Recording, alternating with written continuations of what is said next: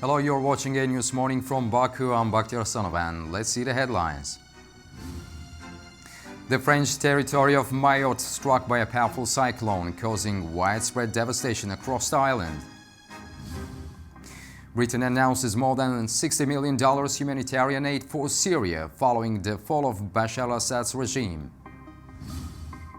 Bitcoin climbed to a record high, extending a rally sparked by President-elect Donald Trump's support for digital assets. Donald J. Trump. Thank you very much. Hello. The French territory of Mayotte in the Indian Ocean has been struck by a powerful cyclone, causing widespread devastation across the islands. The storm, which hit overnight, has left severe destruction. Early reports suggest significant loss of life, but the exact toll remains uncertain. Cyclone Chido, with winds exceeding 220 kilometers per hour, struck Mayotte directly, making it a Category 4 storm. Overturned containers and flattened homes revealed the storm's devastation in archipelago that belongs to France. French Interior Ministry confirmed at least 11 deaths and over 250 injuries. However, it also stated that determining the exact death toll will be challenging and no official figure is available yet. Speaking to local media on Sunday, Mayotte Prefect François-Xavier Buville called it the worst cyclone to hit the French territory in 90 years. It's extremely difficult to say. I think number of the dead will certainly be several hundreds, perhaps approaching 1,000 or even a few thousands. But it's obvious that, given the violence of this event, we all experienced it in our flesh, in our family, with our loved ones, our colleagues. Buville warned that the real toll is likely far higher, particularly in slums of metal shacks that suffered the worst devastation. France has deployed rescue teams and supplies to the Indian Ocean territory, where the cyclone caused widespread destruction. The intense storm on Saturday damaged public infrastructure, including the airport, flattened neighborhoods, and cut electricity. What we need right now is help, bottled water, food and medical aid, because even the biggest hospital here in Mamadzou is damaged. Also, everything is destroyed there, so we need massive support. Even the search and rescue vehicles, their hangar is completely destroyed. We need a lot of equipment to clean all that up. Nearby islands such as Comoros and Madagascar were also affected, but Mayotte suffered the most. The island, France's poorest territory and home to over 300,000 people, is struggling to recover from the shock of storm's impact. Cyclone Chido also struck Mozambique, causing widespread damage by uprooting utility poles, destroying shelters and flooding roads. A video released by UNICEF showed strong winds bending palm trees and roads submerged in water in Pemba, a city on Mozambique's northeastern coast. UNICEF announced they were assisting those impacted by the cyclone. Meanwhile, Malawi and Zimbabwe braced for potential flooding from the cyclone. Zimbabwe issued warnings to some residents, advising them to prepare for possible evacuation. Israeli Prime Minister Benjamin Netanyahu discussed the situation in Syria and the ongoing push to free Israeli and foreign hostages with U.S. President-elect Donald Trump. Israeli Prime Minister stressed that Israel has no interest in a direct conflict with Syria. However, Benjamin Netanyahu clarified that Israeli actions in Syria are aimed at neutralizing potential threats and preventing the takeover of terrorist groups near Israel's border. I remind you that for decades, Syria was a proactive enemy state to Israel. It attacked us again and again. It allowed others to attack us from its territory. It allowed Iran to arm Hezbollah through its territory. To ensure that what happened will not happen again, we have taken a series of strong actions in the last few days. I discussed all of this again last night with my friend, U.S. President-elect Donald Trump. It was a very friendly, very warm and very important conversation. We talked about the need to complete Israel's victory, and we also talked at length about the efforts we are making to free our hostages. Britain has pledged a $63 million aid package to provide critical assistance to vulnerable Syrians following the fall of Bashar al-Assad's regime. The UK Foreign Office announced the funds will be distributed through United Nations agencies and non-governmental organizations to provide immediate relief within Syria and support refugees in Lebanon and Jordan. A total of $38 million will fund food, shelter, healthcare, and the rehabilitation of essential services like water and schools, distributed primarily through UN channels. The remaining $25 million will aid Syrians in neighboring countries, with more than $12 million allocated to Lebanon and the same amount of aid to Jordan via the UN and World Food Programme. Well, today I'm announcing a £50 million package of support and aid to Syria, and I support the ACBA principles that were agreed yesterday. We want to see a Syrian-led and a Syrian-owned future, and we want one that is representative and inclusive. That is what partners in the region and allies, close allies, signed up to yesterday, and that's what we'll be encouraging. After the fall of the Assad's government, Syrian refugees who have been living in Turkey for more than a decade have finally got a chance to come back home. Syrians who sought refuge in Turkey during the 13-year civil war in their home country continue returning to Syria following the fall of Assad's government. Footage shows some of those crossing the Cilvegozu border gate in Turkey's southern Hatay province on Sunday. Women and children are given priority during the crossing process, with officials interacting with the children while their families' documents are being processed. Muhammad, a 29-year-old Syrian man waiting at Cilvegozu border gate, told reporters that he was on his way back to Aleppo after seeking refuge in Turkey 10 years ago. We are returning to Syria now because the Bashar al-Assad regime has fallen. All of us are going back to our country. Hopefully, together, we will rebuild our homeland. We are deeply grateful to Turkey for hosting us. We will never forget their kindness and will repay it. The Turkish people are our brothers, and they have a special place in our hearts for all the good they have done for us.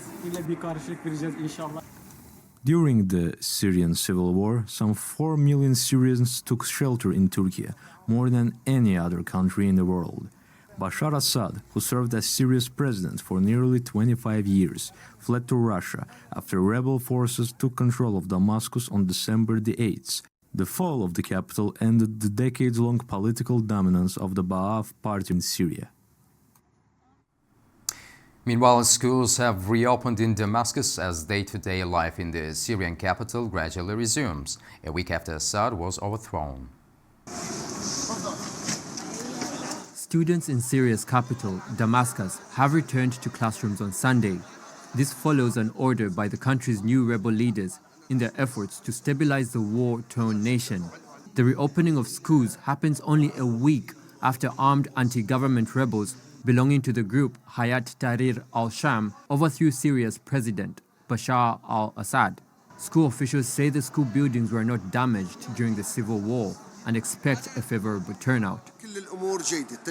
Everything is fine. We are fully equipped.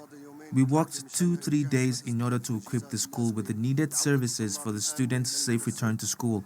First of all, the school was not harmed at all, and everything is fine. We have the biggest number of students here, and we hope that the rest will come too. I expect that we have a better relationship with the students because they are young and they have big hopes and ambitions, and we are supposed to encourage them.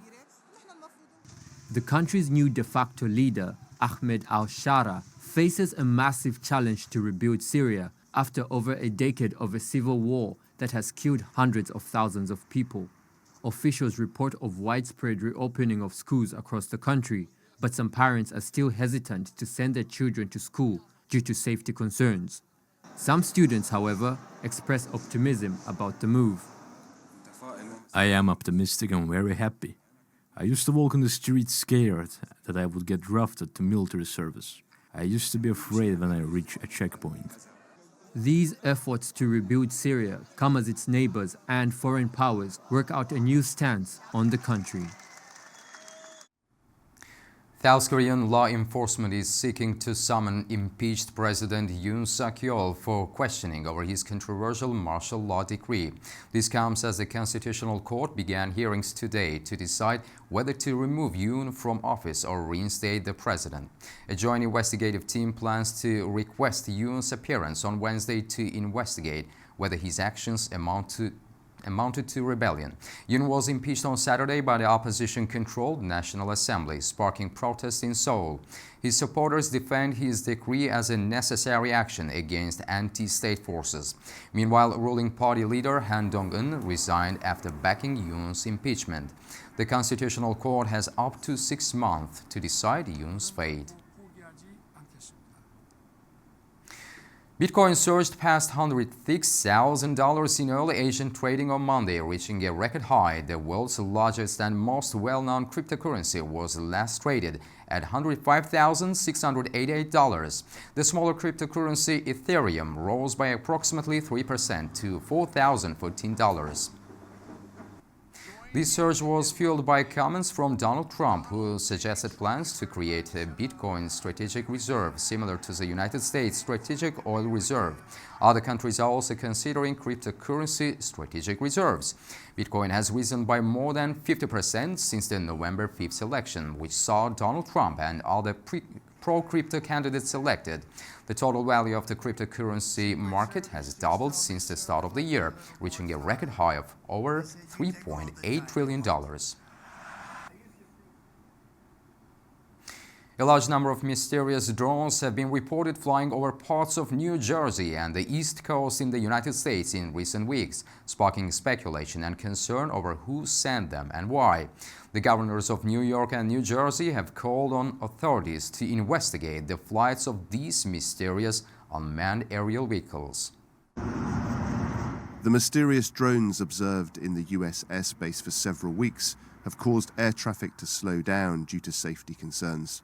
Most recently, it was reported that runways at Stewart International Airport, located approximately 100 kilometers north of New York, were temporarily closed for about an hour due to unmanned aerial vehicles spotted in the area. We are aware of the drone sightings, as I've said. I think there are more than 8,000 drones flown every day in the United States. With respect to the ability to incapacitate those drones, we are limited in our authorities. We have certain agencies within the Department of Homeland Security that can do that and outside our department, but we need those authorities expanded as well. According to the Federal Aviation Administration, the first mysterious drone sightings were detected on November the 18th over Morris and Somerset counties. The concerning mysterious unmanned aircraft were also spotted at a golf course in New Jersey, owned by the newly elected US President Donald Trump.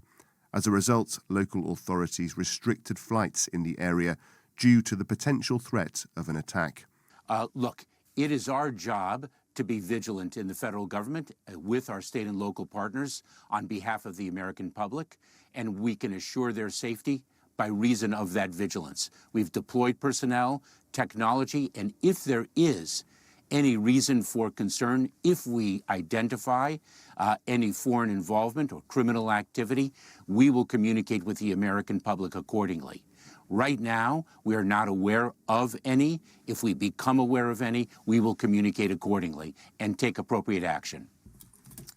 A Pentagon spokesperson, Sabrina Singh, who has stated that New Jersey has been a security threat for some time, also addressed claims that the drones in question were launched from an Iranian ship in a region near the east, saying there is no truth to this. Turkey's historic Safranbolu district in the northern province of Karabakh is commemorating the 30th anniversary of its inclusion on the UNESCO World Heritage List, marking 3 decades of preservation and cultural tourism that have taken millions of visitors on a journey through time. With its cobblestone alleys, traditional houses, mosques, baths and bridges, Safranbolu has been an authentic representation of Ottoman-era architecture and culture since its recognition on December 17, 1994. Known as the fingerprint of Ottomans for its well-preserved architecture and urban life, the district first gained attention with the 1976 documentary Time in Safranbolu, directed by the late Turkish filmmaker Suha Arun. To celebrate the anniversary, Safranbolu will host a variety of events, including panel discussions, documentary screenings, and cultural competitions. These activities will further highlight the district's rich cultural heritage and its importance to both local and global communities. A unique holiday tradition is marking a splash at the Seattle Aquarium this December. A diving Santa entertains visitors while promoting holiday cheer and raising awareness about ocean conservation. Throughout December, Santa Claus can be found swimming alongside fish, kelp, and marine life inside the 120,000-gallon window on Washington Water's habitat. Andy Fieber, a research diver at the University of Washington and volunteer at the aquarium, takes on the role of the underwater Santa while also raising awareness about environmental conservation. If folks want to come and visit Santa and they learn a thing or two in the process, that's just fantastic. I think that learning and understanding why conservation is important should be a fun process, and if someone like Santa gets to tell them a little bit more about some cool things about the ocean, then all the better. If they had a fun time doing it, that's great. One more, just to be certain. The diving Santa idea first came about as a way to draw visitors to the Seattle Aquarium and has since become a beloved annual tradition for the aquarium, local residents, and tourists. Well, that's all we have for this hour. You can also get latest news and headlines around the clock on our website, that is anews.tv. Thank you for watching, and also we wish you a good day ahead.